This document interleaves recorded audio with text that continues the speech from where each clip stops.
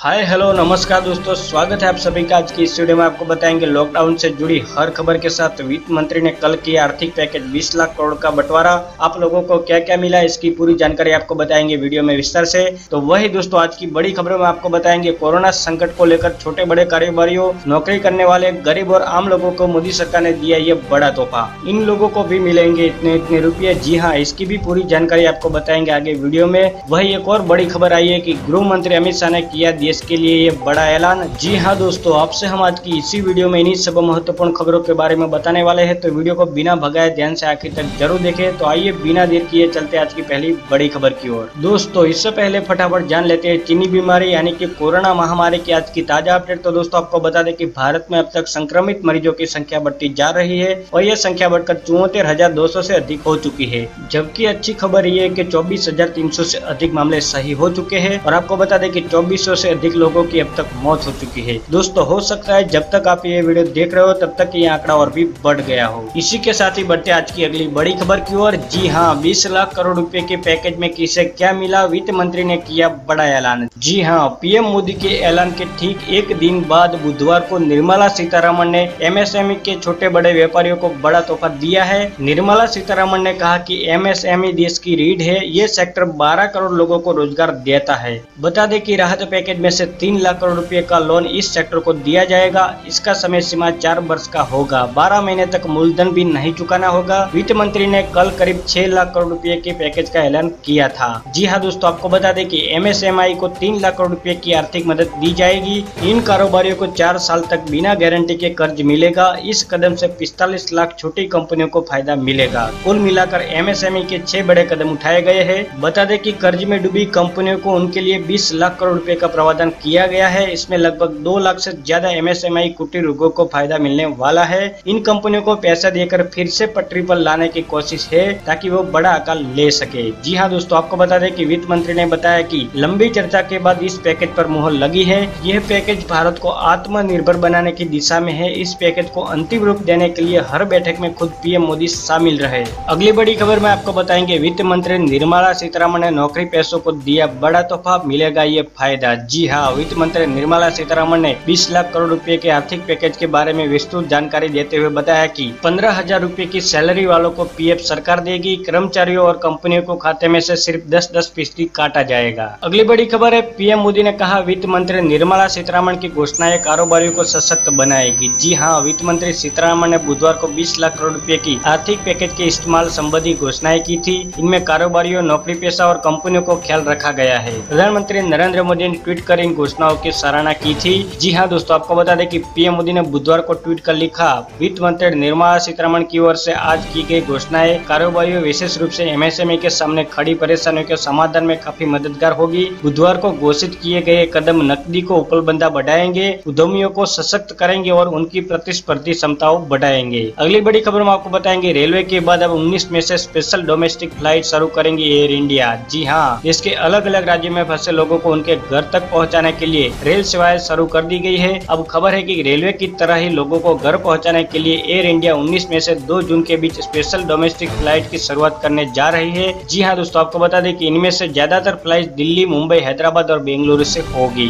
अगली बड़ी खबर में आपको बताएंगे पीएम मोदी की अपील पर अमित शाह का पहला बड़ा कदम। अब पुलिस बल की कैंटीन में मिलेंगे बस लोकल सामान। जी हाँ, अब भारत बनेगा नई पहचान। प्रधानमंत्री नरेंद्र मोदी ने मंगलवार को राष्ट्र के नाम संदेश में स्वदेशी सामान पर जोर देने की अपील की थी, जिसके बाद गृह मंत्रालय ने सभी केंद्रीय सशस्त्र पुलिस बलों की कैंटीनें और रेस्टोरेंट पर अब सिर्फ स्वदेशी उत्पादों की ही बिक्री के आदेश जारी कर दिए हैं। बताया जाता है कि केंद्रीय सशस्त्र पुलिस बलों के 10 लाख जवानों के परिवार के 50 लाख सदस्य इन कैंटीन का इस्तेमाल करते हैं। जी हाँ दोस्तों, आपको बता दें कि मंगलवार को राष्ट्र को संबोधित करते हुए प्रधानमंत्री नरेंद्र मोदी ने देश को आत्मनिर्भर बनाने और लोकल प्रोडक्ट्स, भारत में बने उत्पादन उपयोग करने की अपील की थी। इसी दिशा में बुधवार को गृह मंत्रालय ने यह निर्णय लिया है कि सभी केंद्रीय सशस्त्र पुलिस बलों की कैंटीनें और रेस्टोरेंट पर अब सिर्फ स्वदेशी उत्पादों की ही बिक्री होगी। 1 जून 2020 से देश भर की सभी पुलिस बलों की कैंटीनों पर यह लागू होगा, जिसकी कुल खरीद लगभग 2800 करोड़ रुपए की करीब है। इससे लगभग 10 लाख सीएपीएफ कर्मियों के 50 लाख परिजनों स्वदेशी उपयोग करेंगे। बता दें कि गृह मंत्री अमित शाह ने कहा कि मैं देश की जनता से भी अपील करता हूं कि आप देश में बने उत्पादों को अधिक से अधिक उपयोग में लाए व अन्य लोगों को भी इसके प्रति प्रोत्साहित करें। ये पीछे रहने रहने का समय नहीं है, बल्कि आपदा को अवसर में बदलने का समय है। हर भारतीय अगर भारत में बने उत्पाद स्वदेशी का उपयोग करने का संकल्प ले तो 5 वर्ष में देश का लोकतंत्र आत्मनिर्भर बन सकता है। अमित शाह ने कहा कि आइए हम सब स्वदेशी उत्पादों का उपयोग करें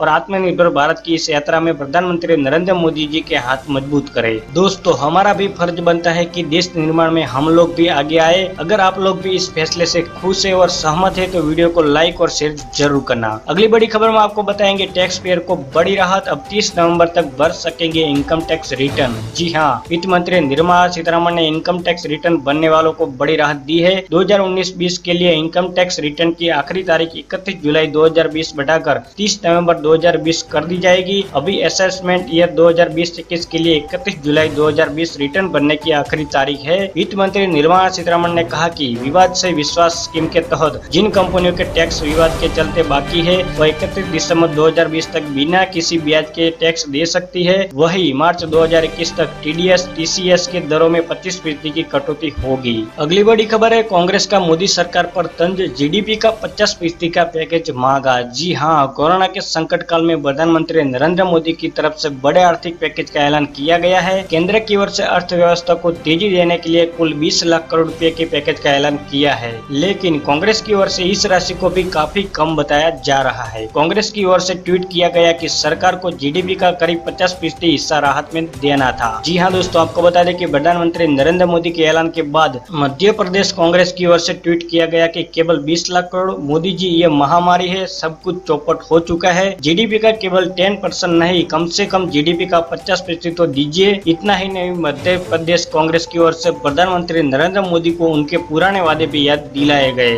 अगली बड़ी खबर है, अब आम नागरिक भी 3 साल के लिए भारतीय सेना में सेवा कर सकेंगे। जी हाँ, भारतीय सेना 3 साल के लिए टूर ऑफ ड्यूटी के लिए आम नागरिक को अपनी संस्था में शामिल होने के प्रस्ताव पर विचार कर रही है। जी हाँ दोस्तों, आपको बता दें कि भारतीय सेना के सूत्रों ने बताया कि एक प्रस्ताव पर चर्चा की जा रही है कि जिसके तहत आम नागरिक को राष्ट्र की सेवा करने के लिए 3 साल के टूर ड्यूटी की अनुमति दी जाएगी। इसके तहत अब हर भारतीय को भारत माता की सेवा करने का मौका मिलेगा। जी हाँ दोस्तों, प्रस्ताव के बारे में पूछे जाने पर सेना के प्रवक्ता ने इसकी पुष्टि की। ये प्रस्ताव देश की सर्वश्रेष्ठ युवा प्रतिभा को अपनी ओर आकर्षित करने के भारतीय सेना के प्रयासों का हिस्सा है। वर्तमान में जो सबसे छोटा कार्यकाल है वह शॉर्ट सर्विस कमीशन के तहत 10 साल का है। जी हाँ दोस्तों, आपको बता दें कि सूत्रों ने कहा कि युवाओं के लिए इसे और अधिक आकर्षक बनाने के लिए बल के शीर्ष अधिकारियों द्वारा लघु सेवा आयोग की समीक्षा भी की जा रही है। भारतीय सेना पिछले कई वर्षों से अधिकारियों की कमी का सामना कर रही है और जल्द से जल्द इसे दूर करना चाहती है। अगली बड़ी खबर में आपको बताएंगे, जल्द शुरू होगी शताब्दी और बाकी मेल एक्सप्रेस ट्रेनें। स्पेशल ट्रेनों में भी मिलेगा वेटिंग टिकट। जी हाँ, देश में अब जल्दी शताब्दी सहित दूसरी मेल और एक्सप्रेस ट्रेनें चलने शुरू हो जाएगी। इसके साथ ही हाल ही में शुरू की गई स्पेशल ट्रेनों में भी अब वेटिंग टिकट भी मिल सकेगा। जी हाँ दोस्तों, आपको बता दें कि अब तक इनमें से केवल कंफर्म टिकट बुक हो रहा था। सूत्रों के मुताबिक स्पेशल ट्रेनों की AC 1 कोच में 20 वेटिंग टिकट दिए जाएंगे, वही AC 2 में 50 सीटें और AC 3 में 100 सीटें वेटिंग में दी जाएगी, जबकि स्लीपर में यह संख्या 200 होगी। हालांकि RAC कोटे में फिलहाल टिकट नहीं दिए जाएंगे। अगली बड़ी खबर है, आर्थिक पैकेज पर कांग्रेस का पलटवार, कहा गरीब को फूटी कौड़ी नहीं मिली, मध्यम वर्ग से भी मुंह मोड़ लिया। जी हाँ, देश में कोरोना वायरस के कारण लोगों के स्वास्थ्य पर असर देखा जा रहा है। हर रोज नए मरीजों कोरोना वायरस से संक्रमित हो रहे हैं। वही कोरोना वायरस के कारण लागू लॉकडाउन के चलते देश की अर्थव्यवस्था भी चरमरा रही है।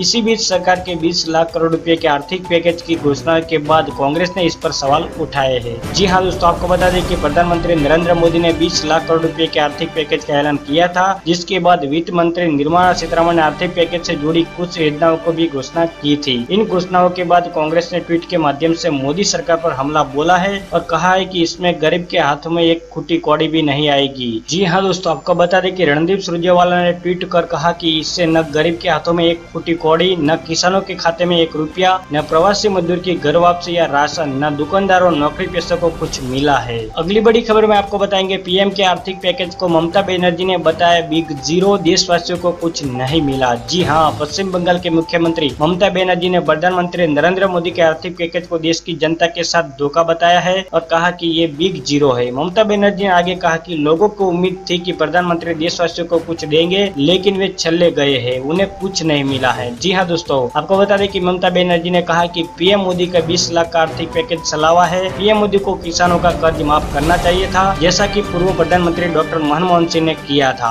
उन्होंने कहा कि इस पैकेज में राज्यों को कुछ नहीं मिला है। दोस्तों, आपको हमारी ये जानकारी अच्छी लगी है तो हमें अपनी राय कमेंट सेक्शन में जरूर बताएं और वीडियो अच्छा लगे तो लाइक करो, ज्यादा से ज्यादा शेयर कीजिए अपने दोस्तों के साथ फेसबुक और व्हाट्सएप पर। अगर आप हमारे चैनल पर पहली बार आए तो चैनल को सब्सक्राइब करके बेल आइकन जरूर दबा दीजिएगा, ताकि आप और हम आपस में जुड़े रहेंगे और रोजाना एक दूसरे के साथ काम की खबरें शेयर कर पाएंगे। बस अभी इतना ही। धन्यवाद। वंदे मातरम। भारत माता की जय।